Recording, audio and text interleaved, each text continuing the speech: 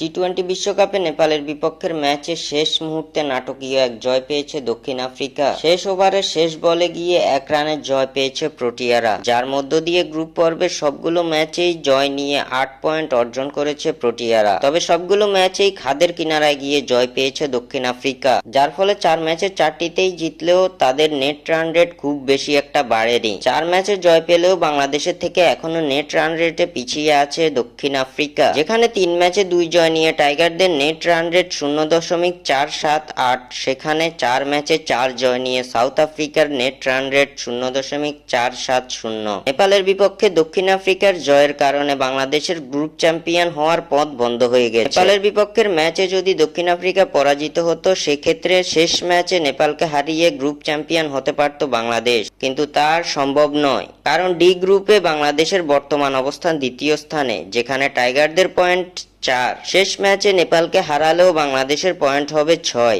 তাতেও সাউথ আফ্রিকাকে টপকে পয়েন্ট টেবিলে শীর্ষে ওঠার সুযোগ নেই টাইগারদের সামনে। সুপার 8 নিশ্চিত করলেও পয়েন্ট টেবিলে শীর্ষে উঠে গ্রুপ চ্যাম্পিয়ন হতে পারবে না বাংলাদেশ। দক্ষিণ আফ্রিকার এই জয়ে তাই দুঃসংবাদ পেল বাংলাদেশ।